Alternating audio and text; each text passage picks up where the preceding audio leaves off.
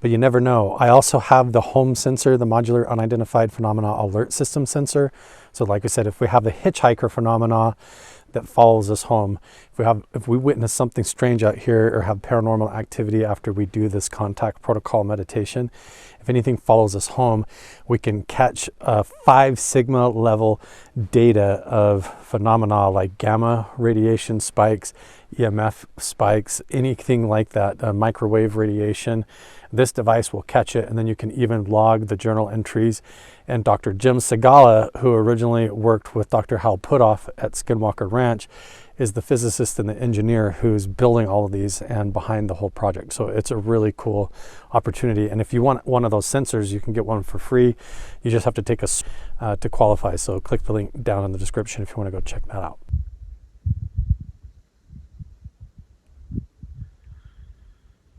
Let you guys take a look without me talking the whole time, right?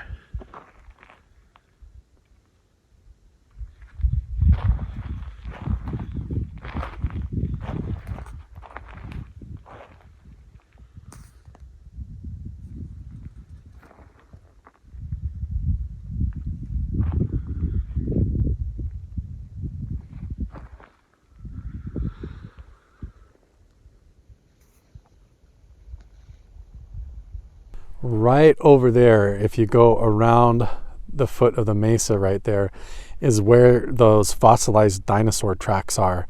And then over there and up that canyon and parts of that canyon that you see in the distance over there is where all the ancient petroglyphs are. So we are right here over on the east end of all of this canyon, right at the mouth of it, with completely open skies.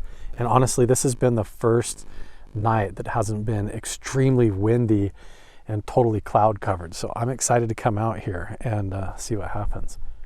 Let's talk about what we're going to be doing here tonight.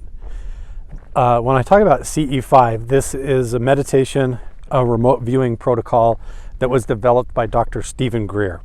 Whether you like him or not, or think he's credible or not, he is surrounded by everybody from the Rockefeller Initiative, Bigelow. He is affiliated with the entire Stanford Research Institute remote viewing program.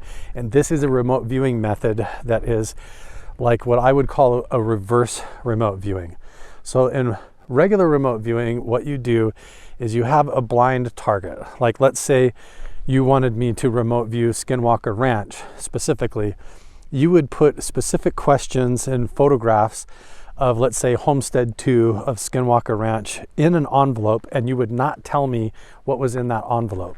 And then on the outside of the envelope, you would write a random, like 5-digit number, like 72498 or something like that. And then all you would do is give me those numbers, and then I would do the meditation. I would try to use those numbers and perceive what was in the envelope and actually go there in like an out-of-body dream or a vision and perceive information about hopefully Skinwalker Ranch without even knowing what the numbers are on the outside of the envelope. For all I know, it could be the moon, it could be the Grand Canyon, it could be anything. It could be a dog at the park, for all I know, or something like that. You just have those numbers and you start remote viewing it. But then you get these images in your mind and you start drawing the pictures, putting it all together. And then what happens at the end is you open the envelope, and sure enough, what you saw and what you drew pictures of has a lot to do, or at least like 80% to do with Skinwalker Ranch. And you go, that's fascinating. And then what you can do is go out there based on that information, if it seems credible or like it reveals some new information, and you can hike around and actually find things. That's how last time I was up in that area, I actually was able to hike up and feel like there was petroglyphs higher up on the canyon, and I discovered some ancient petroglyphs up there by Skinwalker Ranch that a lot of the locals didn't even know was there, and I might have been the first person to ever film on camera. So a lot of this stuff is really fascinating. But the reverse remote viewing and how it works is, instead of like trying to perceive a distant location like Skinwalker Ranch, instead what we do is we send out our current location right here with all of the surroundings like a psychic beacon, like a telepathic beacon into outer space that penetrates up into the quantum realm and into parallel dimensions. So what you do is you turn that remote viewing process backwards or inside out, and you imagine like where you're standing in this location, like tonight, where we're in this canyon with the mesa here surrounded in this open desert area with the beautiful sky. I'm walking around and getting a sense of it because I'm going to be meditating and visualizing this exact spot, like I'm in my truck or next to my truck, and we're going to zoom out like we're looking at a map from overhead, like Google Earth. And we're going to zoom out and fly up into space and penetrate our psychic energy with that visualization out into the other dimensions around us. And then anything that's capable of listening to that or picking up that signal, if it's a UFO, UAP, some non-human intelligence or higher dimensional life or something like that, if they perceive that with good integrity, that's how Chris Bledsoe does it. That's how Jake Barber and his team of psionics claim that they do it. And these are like people who have been to NASA, they're Green Beret, Delta Force operators, and they're saying that's how they do it. So basically we're going to meditate, we're going to visualize our exact location and where we're at, and then we're going to project that image bigger and bigger and bigger, and we're going to zoom it out with like a pin right where we're at with a broadcast signal, like here we are. We want you to come. Anybody out there who can hear us and can perceive my thoughts and intentions throughout the past, outside of space-time, can hear my thoughts and my intentions and can come to visit. And then the idea is, at that time, I'm paying attention to my intuition and my thoughts, and we're also watching the sky. We have all of the sensors and the equipment, the night vision, and if anything shows up, we can catch it on camera. All of the recent whistleblowers that have been coming out, Jacob Barber, all of these guys that have been talking about psionic assets where they do this exact same thing.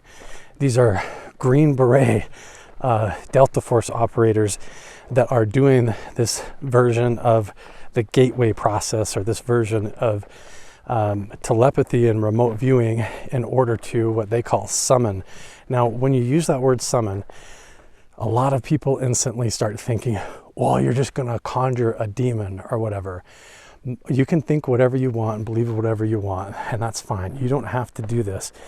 My personal experience and opinion is that it has totally to do with your integrity and your intentions and what you're attracting into the environment.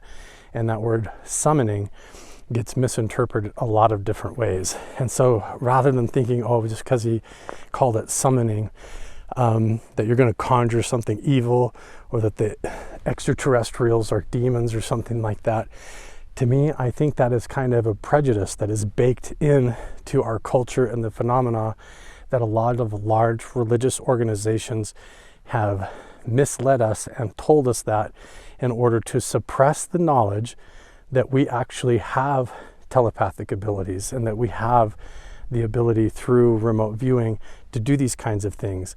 And so that they can control people and suppress that knowledge and keep people from becoming clairvoyant and telepathic and learning all the secrets of the government and politics and the church. They would rather us be codependent and dependent upon their institutions to get those answers and have to look to them to try and peer through the veil. But you don't have to use any organization or anything. The beautiful thing about what we're doing is that you can come out here by yourself, and if you're a good person with good intentions, you really don't have to be afraid. You're able to connect with these higher dimensions and these aspects of yourself without feeling suppressed or like you have to worry about any of that.